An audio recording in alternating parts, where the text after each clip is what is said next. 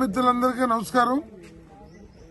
British వారి కాలంలో తాడేపల్లి కేంద్రంగా రైల్వే నిర్మాణం కోసం వందలాది మంది కార్మికుల్ని పలు ప్రాంతాల నుంచి తీసుకొచ్చి ఈ రైల్వే స్థలాల్లో ఇళ్లేసుకొని ఉండి కూలీలుగా పనిచేశారు.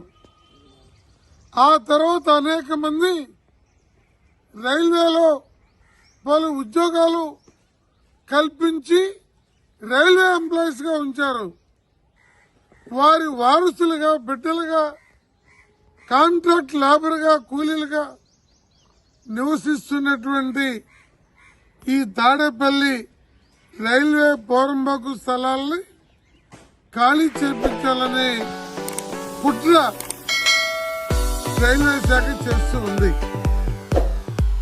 గత 10 సంవత్సరాల పైగా అనేక పర్యాయాలు నోటీసులు ఇవ్వటం, తొలగించడానికి ఏర్పాట్లు చేయటం, పోలీసు మద్దతుని తీసుకోవటం ప్రజల ఆందోళనతో ఆగిపోవడం జరుగుతుంది. అనేక మంది డిఆర్ఎంఎల్ని కలిశాం. మీరు కావాలంటే జాతీయ స్థాయిలో అనేక రైల్వే లైన్ల పక్కన నివసిస్తున్నటువంటి వాళ్ళకి మీరు ప్రత్యామ్నాయం చూపాల్సిన బాధ్యత మోడీ గారి ప్రభుత్వం మీద ఉంది, అలాగే రాష్ట్ర ప్రభుత్వం మీద ఉంది. ఒక దశలో ఇక్కడ ప్యారీ కంపెనీ పక్కన ఉన్నటువంటి రైల్వే స్థలాలు పీకుతుంటే మేమంతా అడ్డుపడి 4 ఏళ్లు కోర్టు కేసుల్లో ఉండి ఆ తర్వాత కేసులు కొట్టేశారు. ఆ కేసులతోటే లంబాడిపేట గాని ఈ ప్రాంతం మొత్తం కూడా నిలబడింది. రైల్వే అధికారులు అడ్డగోలుగా ఖాళీ చేపించాలనే వైఖరిని వెంటనే విరమించాలి. జిల్లా కలెక్టర్ జోక్యం చేసుకొని ఈ నిరుపేదలందరూ కూడా 80 ఏళ్లు 90 ఏళ్లు ఏ చట్టం తీసుకున్నా 12 ఏళ్లు దాటితే రెవెన్యూ భూమి అయినా ప్రైవేటు భూమి అయినా అందులో ఉంటే హక్కు ఏర్పడుతుంది. 80 ఏళ్లు 90 ఏళ్లు దాటిన ఈ భూముల్ని ఒక కలం పొడితో డిఆర్ఎంఓ లేకపోతే ఇంకో కమర్షియల్ మేనేజర్ ఖాళీ చేపించాలనుకుంటే రక్తం చిందుతుంది. ఇక్కడ ప్రాణాలు పోవడానికి కూడా సిద్ధం. ఎట్టి పరిస్థితుల్లో తక్షణమే ఈ ప్రయత్నాన్ని విరమించాలి.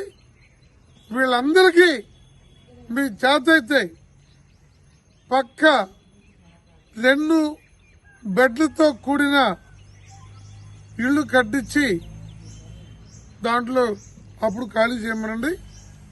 అలా 2 బెడెడ్ హౌసెస్ కట్టకుండా విజయవాడ వాళ్ళకో ధర్మం, విశాఖపట్నం వాళ్ళకో ధర్మం, తాడేపల్లి వాళ్ళకో ధర్మం. అందువల్ల రైల్వే అధికారుల వైఖరిని భారత కమ్యూనిస్ట్ పార్టీగా తీవ్రంగా ఖండిస్తున్నాం. అందులో ఈ కేసులో నేను మొదటి ముద్దాయిని. ప్యారీ కంపెనీ పక్కన్నటువంటి రైల్వే స్థలాలు ఖాళీ చేపించి ప్రొక్లైన్లు పెట్టినటువంటి సందర్భంలో అడ్డుకొని 40 ఎక్స్ప్రెస్ రైళ్లని ట్రాక్ మీద కూర్చొని అడ్డుకున్నాం. అందువల్ల ఇలాంటి దుర్మార్గం చర్య మోడీ ప్రభుత్వానికి కానీ జగన్ ప్రభుత్వానికి కానీ జరగదు. జగన్ గారు కూడా ఈ విషయం వెంటనే జోక్యం చేసుకోవాలా. నీ ఇల్లు ఈ పక్కనే ఉంది, నీ ఇంటి పక్క పేదలను ఖాళీ చేపించినట్టు ఈ పేదలందరూ ఎవరైతే నీకు ఓటేశారో వాళ్ళ కంచంలో ఇసుక పోతానంటే ఎట్టి పరిస్థితుల్లో ఊరుకునేది లేదు. కాబట్టి ముఖ్యమంత్రి కార్యాలయం నుండి సాయంత్రానికల్లా దీని మీద జోక్యం పెట్టుకుని ఆపుదల చేయాలి. లేకపోతే ఇక్కడ ఉన్నటువంటి అన్ని రాజకీయ పార్టీలని ఈ పేదలకు మద్దతుగా తీసుకొచ్చి అడ్డుకొని నిలబెట్టుతామని చెప్పి తెలియజేస్తున్నాం.